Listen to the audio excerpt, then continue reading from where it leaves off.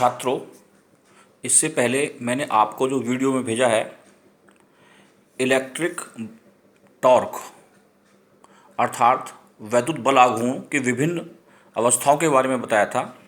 जैसा कि आप इसमें देख रहे हैं, पेज पे लिखा हुआ torque is equal to P sine theta.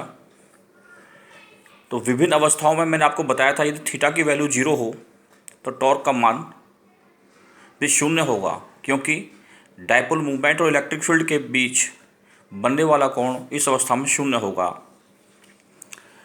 अब आगे यदि थीटा 180 है अर्थात बल आघूर्ण एवं इलेक्ट्रिक फील्ड के मध्य बनने वाला कोण 180 डिग्री हो जाता है, तब टॉर्क का मान तब भी शून्य होगा।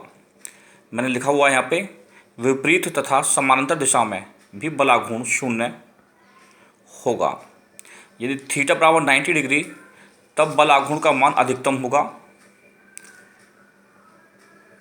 इसमें दिखाया हुआ है अधिकतम means top maximum is equal to P E sine 90 और पी ई।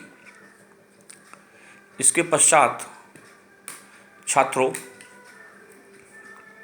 अब आगे आपको इलेक्ट्रिक फ्लक्स और गॉसेस लॉ के बारे में बताया जाएगा। ये एक नया चैप्टर है। इस चैप्टर में बता देते हैं आपको। पहला टॉपिक है अपना एरिया वेक्टर अर्थात क्षेत्रफल सदिश। किसी सतह के लिए क्षेत्रफल सदिश का मान सतह के लंबवत होता है। जैसे कोई भी सतह है उसमें अगर क्षेत्रफल सदिश लेंगे तो सतह के जो लंबवत दिशा जो होगी वो क्षेत्रफल सदिश कहलाएगी। जैसे कि ये कोई मेरे सतह दी हुई है, इसके लंबवत दिशा में ये कंडीशन बनती है, तो एरिया वेक्टर हो जाएगा A vector is equal to A into n cap.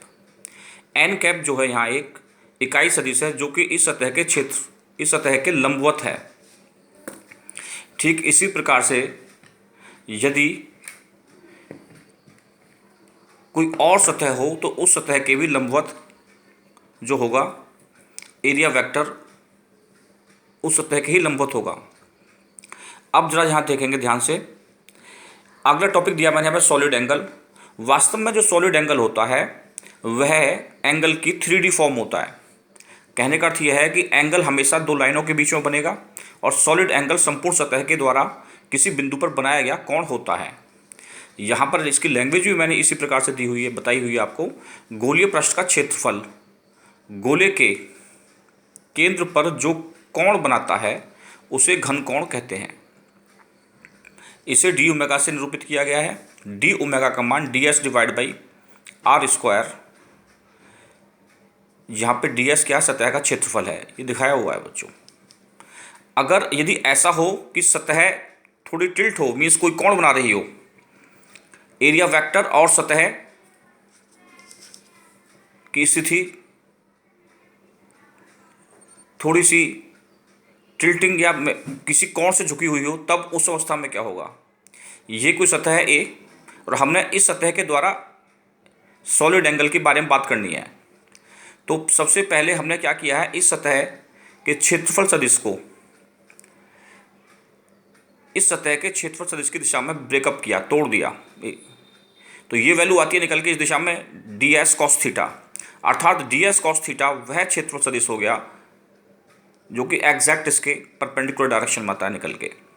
तो इस अवस्था में जो हमारा बनेगा सॉलिड एंगल वह बनेगा d omega is equal to d S cos theta divide by are square, या d omega is equal to d s dot n cap divide by are square.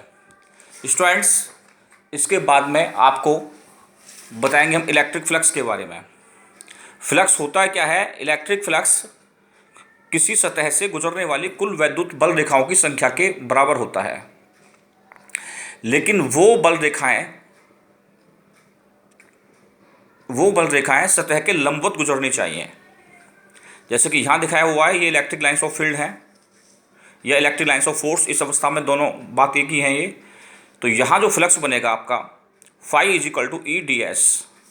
और अब यहाँ ऐसा नहीं है, यहाँ इलेक्ट्रिक फील्ड एरिया वेक्टर से कुछ कोण बनाए हुए हैं, ये थीटा कोण बनाया हुआ है। तो सबसे पहले हम इन लाइंस ऑफ फील्ड को एरिया वेक्टर की दिशा में ब्रेकअप करेंगे। अर्थात हमें वो लाइंस ऑफ फील्ड लेनी है जो सतह के लंबवत हों। ये सतह के लंबवत न होकर के सतह से थीटा कोण बनाती हैं। तो इस अवस्था में जो इलेक्ट्रिक फ्लक्स आएगा निकल के, वह आएगा electric flux is equal to phi is equal to E cos theta into d s, अर्थात phi is equal to E dot d S.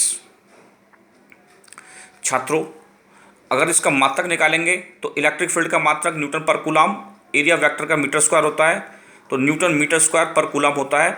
उसी तरीके से इसका विमेय सूत्र ये बन जाता है।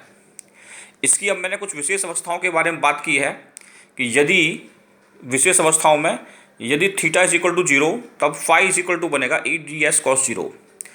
इससे आप कह सकते हैं कि यदि इलेक्ट्रिक लाइंस ऑफ फील्ड सतह से बाहर की ओर जा रही हों तो उस अवस्था में इलेक्ट्रिक फ्लक्स पॉजिटिव होता है। यदि थीटा बराबर 90 तब ई डी एस कॉस 90, अर्थात lines of field area vector के